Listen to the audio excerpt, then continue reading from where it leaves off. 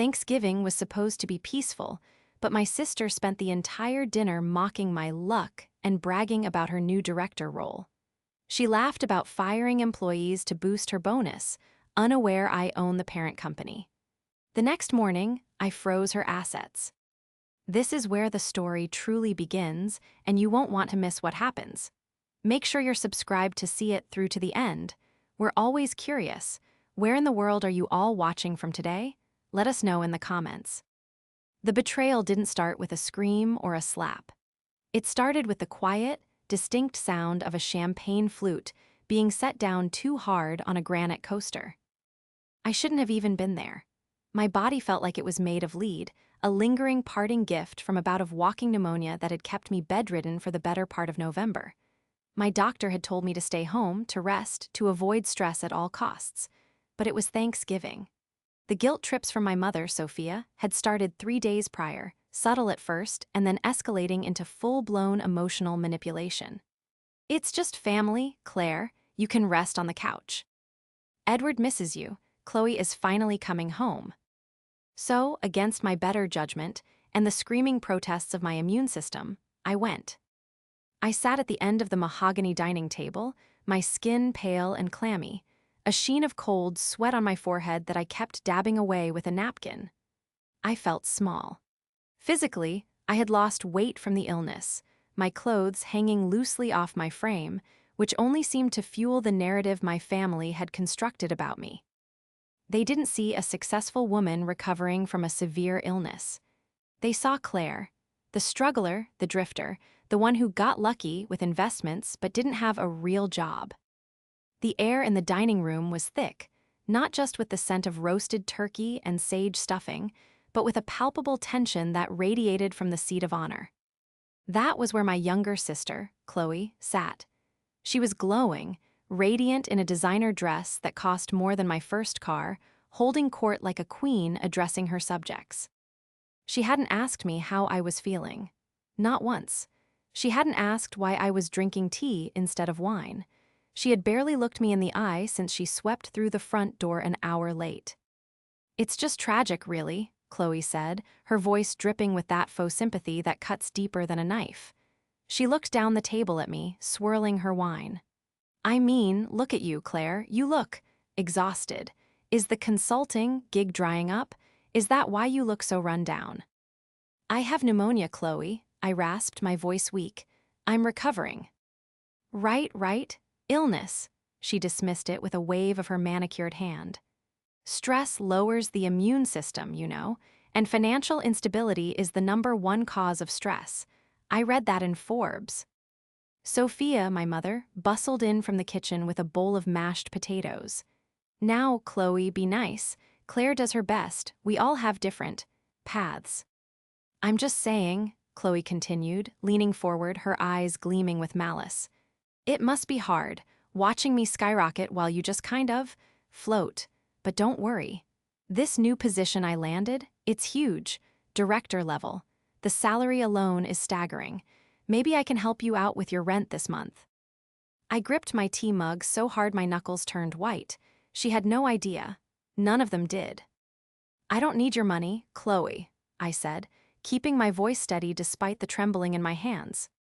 "Don't be proud," Edward, my father, chimed in from the head of the table, not looking up from his plate. "Take help if it's offered, Claire. Your sister is doing very well for herself. You should be happy for her." "I am happy for her," I lied.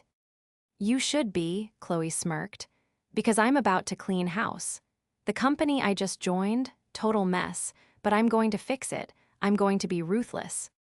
"Which company?" I asked, a strange, cold sensation washing over me that had nothing to do with the fever. "It's a mid-sized tech firm called Viridian Dynamics," she announced proudly. "They just got acquired by some silent holding group, so there's no oversight. I'm going to run that marketing department like a Navy ship." The room seemed to tilt. The sound of forks scraping against porcelain faded into a dull buzz. Viridian Dynamics. I didn't just know the company. I didn't just know the holding group. I was the holding group. I had finalized the acquisition of Viridian 3 weeks ago from my hospital bed. I was the majority shareholder. I was the silent owner. And my sister, the woman currently mocking my poverty and my health, had just unwittingly told her boss exactly what she thought of her. The betrayal of her cruelty was expected. We had always been rivals. But the betrayal of her arrogance, the absolute certainty that I was beneath her, struck a chord in me that vibrated with dangerous intensity. It wasn't the fever making me shiver anymore. It was the sudden, icy realization of the power I held in the palm of my hand. The betrayal was worse than the diagnosis itself, because while the pneumonia would eventually leave my lungs, the venom my sister was spitting was part of her DNA. The dinner dragged on, an endurance test of emotional fortitude. Every bite of turkey tasted like ash in my mouth. I focused on my breathing, on the simple mechanical act of inhaling and exhaling, while Chloe turned the Thanksgiving table into her personal podium. Rachel, my aunt who had driven 3 hours to be here, sat across from me. She was a nurse, a no-nonsense woman with sharp eyes who had been watching the dynamic unfold with a furrowed brow. She caught my eye as Chloe launched into another monologue about her brilliance. Rachel offered me a small, tight smile, a silent signal of solidarity that kept me from walking out the door right then and there. The previous director was soft, Chloe declared, stabbing a piece of carrot with unnecessary violence. She cared too much about team morale and work-life balance. Please, I told the VP during my interview that I don't care if they like me, I care if they perform. That's the spirit, Edward boomed, pouring himself more wine. That's how you get ahead in this world. You have to be tough. Claire, are you listening? You could learn something from your sister. I looked at my father, a man who had retired 10 years ago and hadn't navigated a modern corporate environment since fax machines were cutting edge. I'm listening, Dad, I said quietly. Good, Chloe said, because here is the master plan. Phase 1, audit the staff. Anyone over 45? Gone. They're too expensive and they don't get the digital landscape. I'm going to replace them with fresh grads who will work 80 hours a week for half the price. My stomach lurched. Veridian Dynamics had a marketing team that was legendary for its experience. There were people on that team who had been there for 15 years, people with families, mortgages, and institutional knowledge that was irreplaceable. I had bought the company specifically because of that human capital. And my sister was planning to fire them all to pad her quarterly bonus. Is that legal? Sophia asked nervously, picking at her napkin. Firing people just for being older. Mom, please, Chloe rolled her eyes. You don't say it's because they're old. You say it's a restructuring of talent or culture fit. It's corporate 101. I'll clear out the dead wood, the budget will look amazing by Q1, and I'll secure the maximum performance bonus. Then I buy that condo in the city I showed you. You're talking about people's livelihoods, I said, the anger burning through the fog of my illness. These are human beings, Chloe, not line items on a spreadsheet. Chloe laughed, a harsh, barking sound. Oh, Claire, you're so soft. That's why you're still driving a 6-year-old sedan and living in that apartment complex. You don't have the stomach for success. You think luck is going to save you. You think the world owes you a living. She leaned in, her eyes narrowing. Success is taken, Claire. It's not given. I take what I want. That's the difference between us. I'm a shark. You're fish food. I looked down at my plate, letting the insult wash over me. I thought about the files on my encrypted laptop back at my apartment. I thought about the organizational charts I had reviewed, the personnel files I had memorized. I thought about the email I could send with a single fingerprint authorization. You're right, Chloe, I said softly, looking up and meeting her gaze with a calmness that seemed to unsettle her for a split second. We are very different. Glad you finally admit it, she scoffed, turning back to Rachel. So, Aunt Rachel, did I tell you about the company car they're giving me? A brand new Audi. They haven't given it to you yet, have they? I asked. Well, no, Chloe hesitated. I start on Monday, but it's in the contract, it's a done deal. Right, I nodded slowly. Monday. Monday was Black Friday. The markets were open. The corporate offices were technically closed for the holiday weekend, but the executive systems were always online. Chloe continued to prattle on about her genius, her upcoming purge of the old guard, and the luxury goods she planned to acquire. She basked in our parents' adoration, feeding off their praise like a vampire. She thought she was invincible. She thought she was the smartest person in the room. But she had forgotten one crucial thing. She had forgotten that in the game of capitalism she claimed to love so much, ownership always trumps management. She was playing checkers, loud and aggressive. I was playing chess, and I had already moved my queen into position. To understand why this moment was so shattering, you have to understand the history, you have to understand what I gave up for her. I am 34. Chloe is 26. When we were growing up, there was always an unspoken rule in the house. Chloe was the special one. She was the baby, the loud one, the one who needed extra attention, extra tutors, extra money for dance class and cheer camp. I was the reliable one, the one who got good grades without being asked, the one who didn't need help. So I didn't get help. When I started my first business at 22, eating ramen noodles and working out of a damp basement, my parents told me I was wasting my time. When Chloe wanted to go to a private university out of state, they refinanced their house.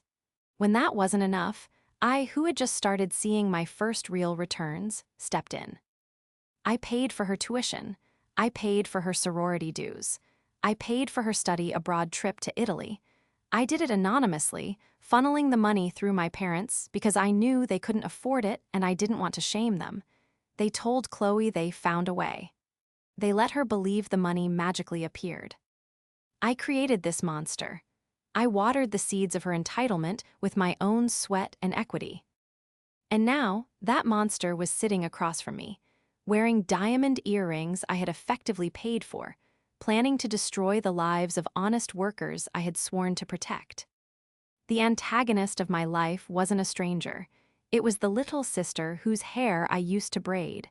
But looking at her now, I saw the transformation was complete. Chloe wasn't just spoiled, she was malicious. So, Claire, Chloe said, drawing my attention back to the present. She was picking at the remains of the pumpkin pie. Since I'm going to be making serious money now, I was thinking, maybe you should sell me your share of the family cabin. The cabin? It was a small, dilapidated A-frame by the lake that Grandpa had left to both of us. It was my sanctuary. It was the only place I could go to escape the noise of the city. I'm not selling the cabin, Chloe, I said firmly. Why not? She whined, her voice taking on that petulant edge that usually made Sophia cave instantly. You can't afford the upkeep. The roof needs work. The dock is rotting. I have the capital to fix it up into a real vacation home. You could use the money too. I don't know, buy some decent clothes, get a makeover. The cabin is not for sale, I repeated.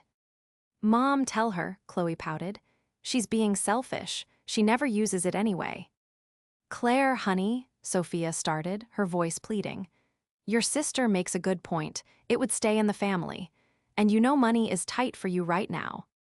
Money isn't tight for me, I snapped, my patience finally fraying. Oh, please, Chloe sneered. Stop pretending. We all know you're barely scraping by. You drive a Honda, Claire. A Honda. Successful people don't drive Hondas. Successful people don't wear off-the-rack suits. You're a consultant, that's just code for unemployed.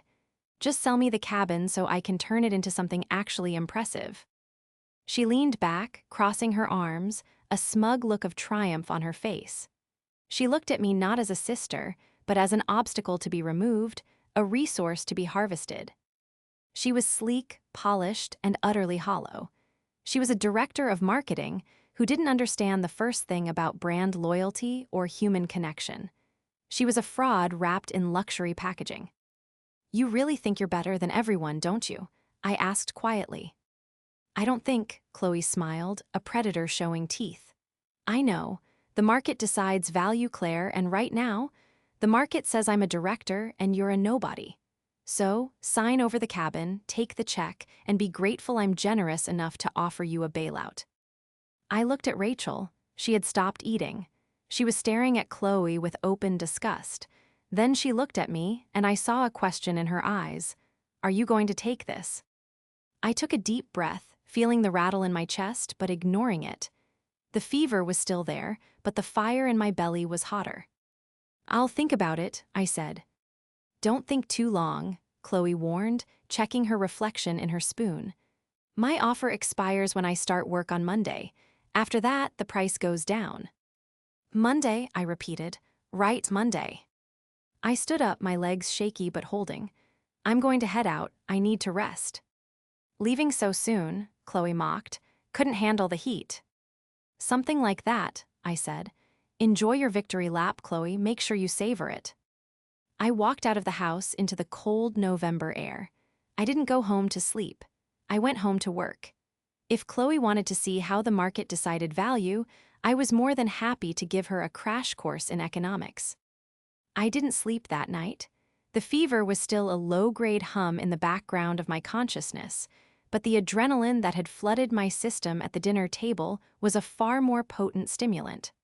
I sat at my desk in my shabby apartment, the one Chloe mocked, surrounded by the tools of my actual trade. To the naked eye, my home office looked modest. A simple IKEA desk, a comfortable ergonomic chair, and a laptop. But the laptop was a military-grade encrypted machine, and the network I was connecting to was the private server of Helios Holdings, the investment firm I had founded 6 years ago. I logged in. The screen glowed with the comforting blue of the secure dashboard. My official title at Helios was Senior Consultant, a vague enough moniker to satisfy casual inquiries. In reality, I held 51% of the voting stock. When we acquired Viridian Dynamics 3 weeks ago, I had insisted on remaining a silent partner. I wanted the existing CEO, a brilliant man named Marcus, to run the ship without the market thinking there was a shake-up. I wanted stability. Chloe was the antithesis of stability. Okay, let's see how you got in, I whispered to the empty room, my fingers flying across the keyboard. I accessed the HR portal for Viridian. I had admin privileges that superseded everyone, including the CEO. I navigated to the new hires executive level folder. There she was, Chloe D. I pulled up her onboarding file. The offer letter was there, signed with a digital flourish.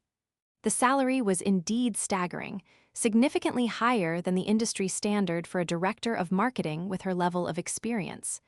I frowned, scrolling down to the approvals section. Usually, a hire at this level required 3 signatures: the VP of Operations, the head of HR, and the CEO. Chloe's file had the VP's signature. It had the HR head's signature, but the CEO's signature was missing. Instead, there was an override code used by the VP of Operations, a man named Greg Miller. Greg, I muttered, why would you bypass Marcus for this? I opened a new window and started digging into Greg Miller's company communications. It was a breach of privacy I rarely exercised, but the threat Chloe posed to the company and the potential lawsuit for age discrimination she had bragged about at dinner gave me probable cause. It didn't take long. I found an email thread between Greg and Chloe dating back 2 months. Subject: the position from Chloe D. to Greg Miller.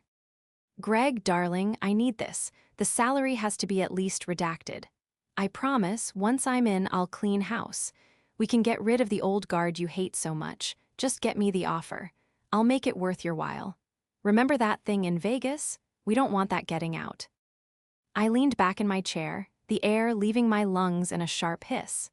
It was worse than nepotism.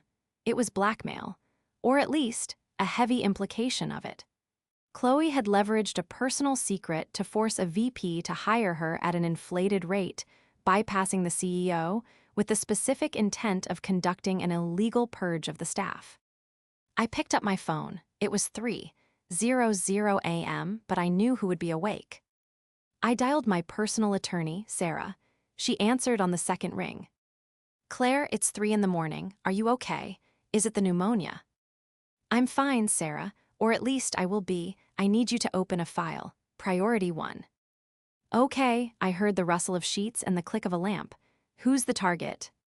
My sister, and the VP of Operations at Veridian Dynamics. Your sister, Sarah's voice lost its sleepiness instantly. The one you paid tuition for, the one who thinks you're a pauper. The very same. She's been hired as the new marketing director, and she's planning a mass firing based on age. She also appears to have coerced the VP into hiring her. I need a forensic audit of Greg Miller's accounts, and I need a legal hold placed on Chloe's employment contract immediately. Do not terminate her yet. Just pause everything, freeze her credentials, freeze her payroll setup. Copy that. I'll have the papers drafted by sunrise. Claire, are you sure? This is going to blow up your family dynamic. I looked at the screen, at the arrogant signature on Chloe's contract. The family dynamic is already blown, Sarah. I'm just clearing the rubble. The fallout was immediate, but not in the way Chloe expected. Saturday morning arrived with a gray, oppressive sky. My fever had broken, leaving me weak but clear-headed. I was sitting on my couch, wrapped in a blanket, reviewing the preliminary report Sarah had sent over, when the pounding started. It wasn't a knock, it was an assault on my front door. Claire, open up, I know you're in there. I sighed, closing my laptop and sliding it under a cushion. I walked to the door and unlocked it. Chloe burst in like a hurricane, wearing a designer tracksuit and holding a Starbucks cup that looked like a weapon in her grip. Her face was flushed, her eyes wide with a mix of confusion and rage. My login isn't working, she screamed, bypassing hello entirely. I tried to log into the Veridian onboarding portal to order my new laptop and set up my direct deposit, and it says access denied, pending investigation. What does that mean?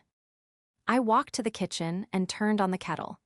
I assume it means you're under investigation, Chloe. Would you like some tea? She stared at me, her mouth agape. Tea? Are you insane? I'm talking about my career. I called Greg and he's not picking up. I called HR and they said the file is locked by corporate legal. Why aren't you freaking out for me? This is a disaster. Why would I freak out? I asked calmly, leaning against the counter. I thought you were a shark. Sharks don't panic.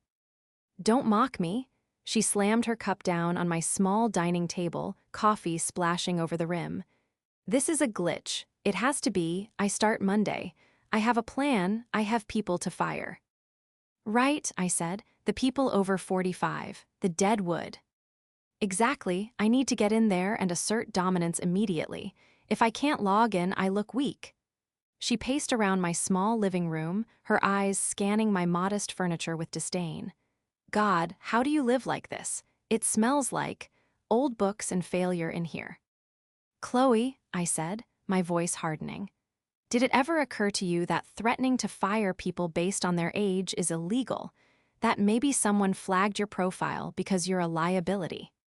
She stopped pacing and looked at me, her eyes narrowing. Who told you that? I only said that at dinner. I haven't told anyone at the company yet, except Greg. And what did you tell Greg? I took a step forward. Did you tell him about your vision for the department, or did you remind him about Vegas? The color drained from her face faster than water from a cracked basin. She froze, her hand hovering halfway to her mouth. The silence that stretched between us was heavy, suffocating. How, she swallowed hard, how do you know about that? I know a lot of things, Chloe. I know you bypassed the CEO. I know your salary is 20% over the budget cap. And I know that as of this morning, Greg Miller has been placed on administrative leave pending an internal review. You've been stalking me? Her shock was quickly replaced by a defensive fury. You hacked my email. That's a felony, Claire. I'll have you arrested. I'll sue you for everything you have, which, granted, isn't much, but I'll take it all. I didn't hack your email, I said, which was technically true. I had audited a company account I owned. But you're missing the point. You're not starting on Monday, Chloe. Your offer is being rescinded. She laughed, a high-pitched, hysterical sound. You You think you have the power to rescind my offer? You're a nobody. You're my sick, poor, jealous older sister who lives in a dump. Greg is the VP. He runs the place. Greg doesn't run the place, I corrected her gently. The owners do. And what do you know about owners? She spat. You've never owned anything of value in your life. You're just trying to scare me because you're envious. You're jealous that I made it and you didn't. Well, guess what? I'm going to go to the office on Monday anyway.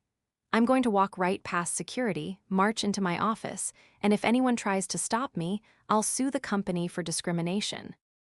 She grabbed her purse, her chest heaving. And as for you, don't expect an invite to Christmas. You're dead to me. She stormed out, slamming the door so hard a picture frame on the wall tilted. I watched the door for a moment, then walked over and straightened the frame. It was a picture of us as kids, smiling on the dock at the cabin. I tried to warn you, I whispered, but you never listen. The silence following Chloe's departure didn't last long. Within an hour, my phone began to vibrate, dancing across the coffee table like a frantic beetle. Mom calling. I let it go to voicemail.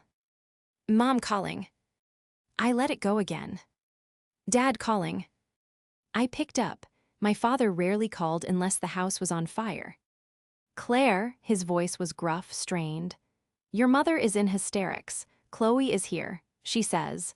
She says you hacked her computer. She says you called her company and spread lies about her to get her fired. What is going on? I didn't lie, Dad, I said, sinking onto the sofa. The fatigue was creeping back.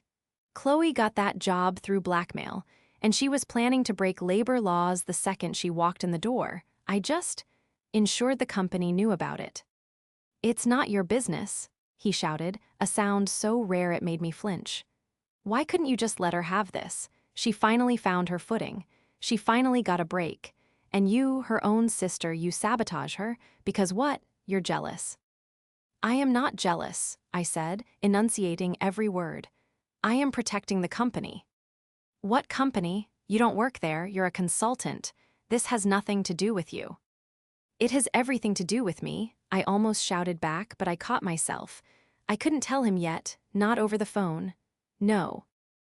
While he was in defense mode. Dad, listen to me. Chloe is in trouble, real legal trouble. She needs to stop digging. She's not in trouble, he snapped. She's a victim of a jealous sister. We're lending her the money for a lawyer. She's going to sue that company, and she's going to sue you if she has to. I'm disappointed in you, Claire. I thought we raised you better. The line went dead. I stared at the phone, a cold hollow expanding in my chest. We're lending her the money. They were dipping into their retirement savings. Again, to fund her delusions. To fund a lawsuit against me. The stakes had just shifted. It wasn't just about protecting my employees anymore. It was about saving my parents from financial ruin at the hands of their golden child. I went back to my laptop. If Chloe was going to drag our parents into this, I needed to make sure the door was slammed shut so tight she couldn't pry it open with a lawsuit. I needed more than the email. The email was, he said, she said. I needed hard evidence of her incompetence and fraud. I dug deeper into the Chloe D. file Sarah had flagged. I ran a verification check on the resume she had submitted. She claimed to have been the head of digital strategy at a boutique firm in Chicago for 3 years. I knew the firm. I knew the owner. I picked up the phone and dialed. Hey, David, it's Claire. Claire, long time, how's the empire? Growing. Listen, I need a favor. Did a Chloe D ever work for you as head of digital strategy? There was a pause, followed by a confused laugh. Chloe, you mean the intern? The one we let go after 3 months because she used the corporate card to buy Taylor Swift tickets. That's the one. She was never head of strategy. She was a junior associate at best. We fired her for cause. Why? She just applied for a director role at one of my holdings, claiming she ran your department. Wow, David whistled. That's bold. Do you need a written statement? I need everything, David. The termination letter, the credit card receipts, the performance reviews where you told her she lacked basic leadership skills. Send it all. Done, sent. A few minutes later, my inbox chimed. I opened the files. It was a treasure trove of incompetence. Not only had she lied about her title, she had lied about her dates of employment to cover a 2-year gap where she was likely unemployed and living off mom and dad. But there was one more thing. A forwarded email in the batch David sent, something Chloe had sent to him begging for her job back. You can't fire me. My family has money. We know people. If you fire me, I'll tell everyone you harassed me. A pattern, it was a pattern of extortion. I printed everything.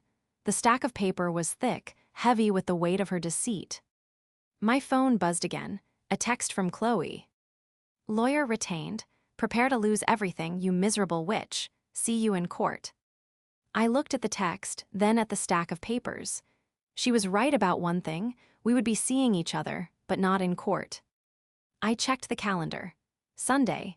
Tomorrow was the annual post-Thanksgiving leftover lunch at my parents' house. It was a tradition. Chloe would be there, rallying the troops, spinning her narrative of victimhood, securing that check from my father. It was time to end the charade. I packed the documents into a leather briefcase, one that looked far too expensive for a struggling consultant. I went to my closet and pushed aside the hoodies and worn jeans. From the back, inside a garment bag, I pulled out a tailored Italian suit in charcoal gray. It was the armor I wore when I walked into boardrooms to dismantle failing companies. Tomorrow, I would wear it to lunch.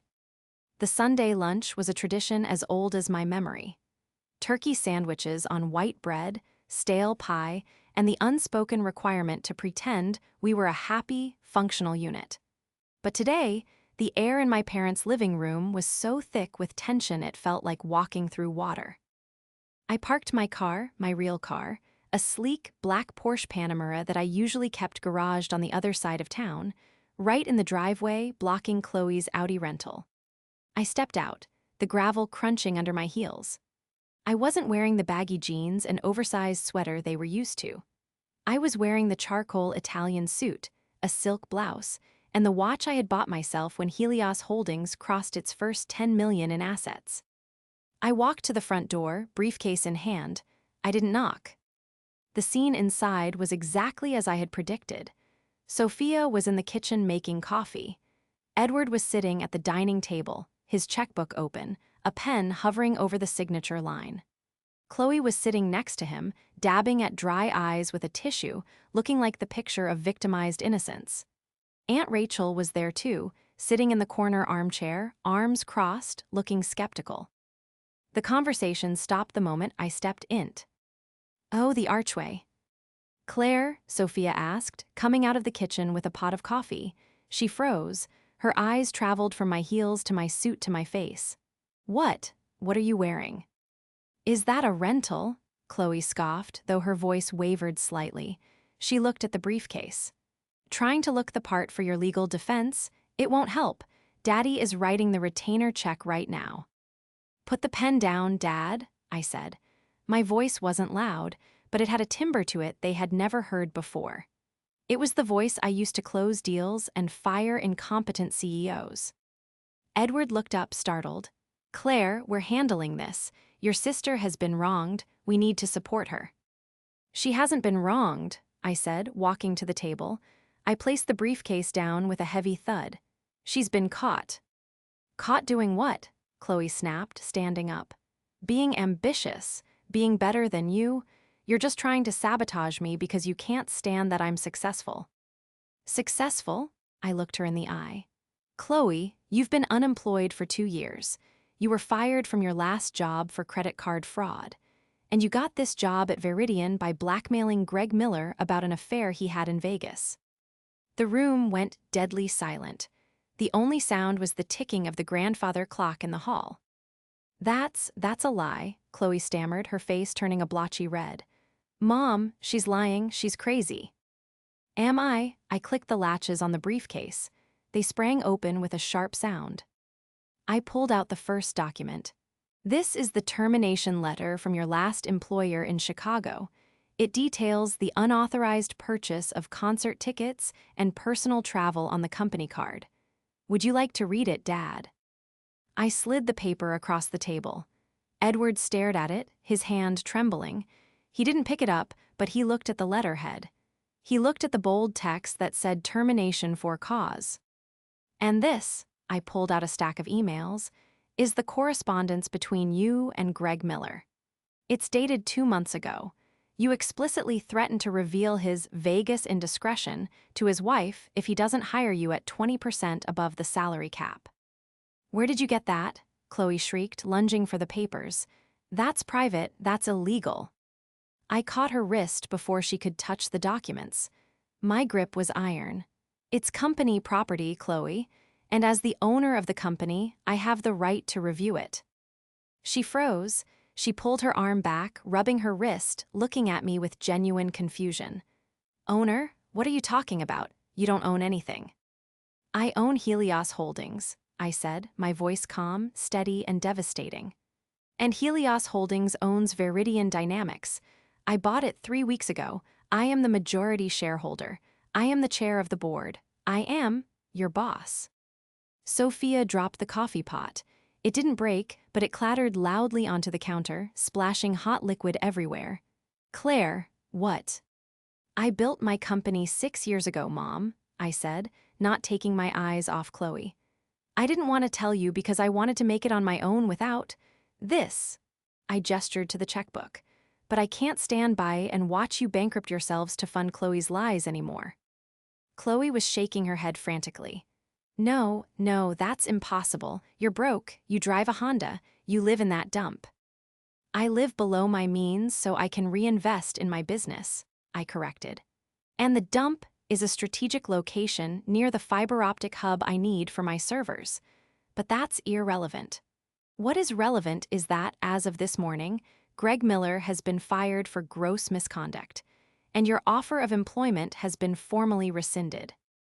I pulled out one last document, a formal letter on heavy, cream-colored stock with the Helios logo embossed at the top. I slid it toward her. This is your notice. You are not welcome at Viridian. You are not welcome at any Helios subsidiary. And if you attempt to contact any of my employees again, our legal team, my actual legal team, will file charges for extortion. Chloe stared at the paper. She looked at the logo. She looked at my signature at the bottom. The reality of it was finally crashing down on her. The lucky sister, the failure, held the keys to the kingdom she had been trying to sneak into. Dad, she turned to Edward, tears streaming down her face. Real tears this time, tears of terror. Daddy, do something. She's ruining my life. She can't do this. Edward looked at the checkbook. He looked at the termination letter from Chicago. He looked at the blackmail emails. He looked at me, really looked at me for the first time in years. He saw the suit. He saw the car in the driveway. He saw the strength in my posture. Slowly, painfully, he picked up the pen. Dad, Chloe whimpered. Edward closed the checkbook. He capped the pen. He pushed them both away. You lied to us, Chloe, he said, his voice cracking. You said you were running that department in Chicago. You said you were a star. You stole. It was a misunderstanding, Chloe wailed. And you blackmailed a man? Edward continued, his voice rising. Is that how we raised you, to threaten people? I did what I had to do, she screamed. Because Claire always had everything. She's always the smart one, the good one. I just wanted to win for once. You don't win by cheating, Chloe, I said softly. Shut up, she screamed at me. Just shut up, I hate you. I hate your money, I hate your luck. It wasn't luck, Aunt Rachel spoke up from the corner, her voice cutting through the noise like a blade. She worked while you partied, Chloe. We all watched it happen. We just didn't say anything because your mother wouldn't let us. Sophia let out a sob, covering her face with her hands. Chloe looked around the room. She had lost the audience. She had lost the check. She had lost the job. She had lost the narrative. She grabbed her purse. Fine, keep your stupid company, keep your stupid money. I don't need any of you. I'll find another job. I'll go to a competitor. You can try, I said, but the industry is small, and resume fraud is a hard stain to wash out. She glared at me one last time, a look of pure, unadulterated hatred, and then turned and ran out the door. We heard the Audi door slam, the engine rev, and tires spin on the gravel as she sped away. The silence that followed was heavy, filled with the debris of a shattered family dynamic. It took a long time for anyone to speak. Sophia was crying softly at the counter. Edward was staring at his hands. Rachel stood up and walked over to me. "Nice suit," she said quietly. "Thanks, Aunt Rachel," I managed a weak smile. "I knew," she whispered. "I saw your name in the business journal a few years back, top 30 under 30. I figured you'd tell them when you were ready." I was never going to be ready for this, I admitted. I walked over to the table and sat down across from my father. He looked older than he had 10 minutes ago. The illusion of his perfect little girl had been destroyed, and the realization of his own negligence was settling in. "Claire," he rasped, "is it true you own all of it?" "Yes, Dad." "Why didn't you tell us? Would you have treated me differently?" I asked. "Or would you have just asked me to give more money to Chloe?" He flinched as if I had slapped him. He opened his mouth to defend himself, then closed it. He looked at the closed checkbook. I suppose I deserved that." Sophia came over to the table, wiping her eyes. She looked broken. "We just wanted her to be okay, Claire. She's not strong like you. You never needed us. She always needed us." "She didn't need you," I said gently but firmly. "She needed to grow up. And by paying for everything, by hiding her failures, you stopped that from happening. You didn't help her, Mom. You crippled her." Sophia nodded slowly, the truth finally penetrating the denial she had wrapped herself in for decades. "I'm sorry, Claire. I'm so sorry. We've been unfair to you. We called you lucky. We didn't see the work." "It's okay," I said, though we all knew it would take a long time to truly be okay. "But this has to stop. No more bailouts, no more loans. If Chloe gets into trouble, she has to get herself out of it. Do you understand?" "Yes," Edward said, his voice firming up. "Yes, no more." I stayed for another hour. We didn't eat the leftovers.